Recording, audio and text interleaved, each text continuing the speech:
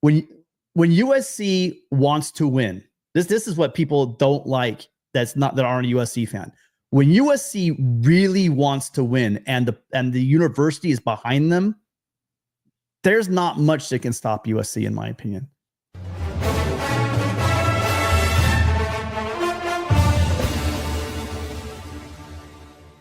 USC now has caught up, and it may not come this year that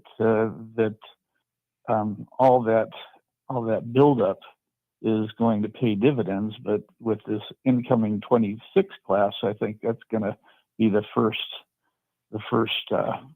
indication. Riley even said after his first year, that first year it shouldn't have happened.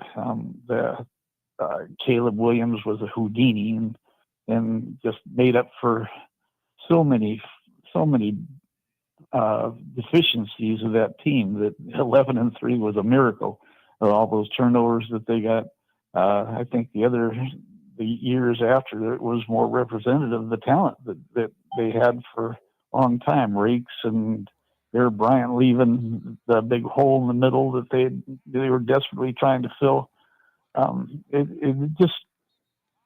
I really am optimistic that it's going to get a lot better, a lot quick, and with the strength up front and the closeness of the games that these coaches were able to get out of the last year's teams, heroics of Gavin Meyer. I'm excited about this team, and I think the people that were saying why did it take that long? I think there's a lot of extra things outside the football program that caused the delay. But I'm pretty optimistic about the rest of the way.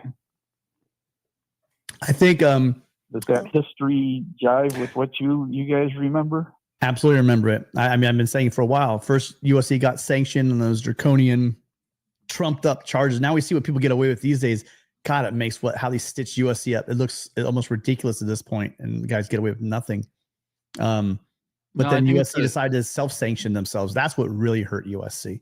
Those sanctions weren't just for a couple of years. That really did derail a lot of the momentum. But I will tell you, and I said it back then, I got so much crap for it back then. Lane Kiffin did an insane. Lane Kiffin allowed USC to give the NCAA the biggest middle finger with a good start, but eventually that roster caught up to him. There wasn't much he could do. But even then, he still managed that season.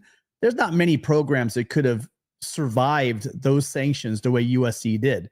And like you said, Sark had some demons that he was handling while he was here at USC. It's great. I mean, it's an amazing story that he's able to exercise those demons and get to where he is right now. But that didn't help USC back then, right?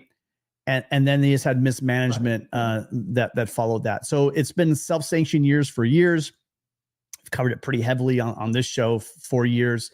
And it's good to finally see that Lincoln Riley, well, more USC has decided that they want, when USC wants to win, this is what people don't like that aren't a USC fan.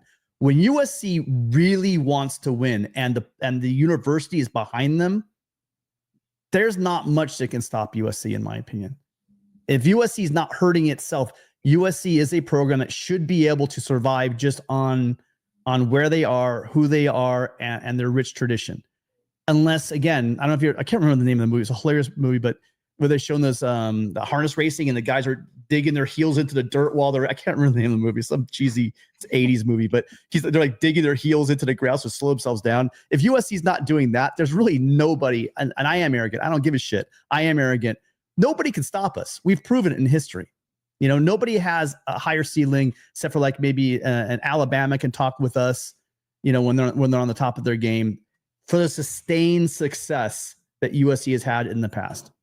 And getting over the top. There's lots of teams that sit and bump up against the top a lot. They're always up there, Jamal. But there's very few that just take over a decade like USC has done a few times in its history.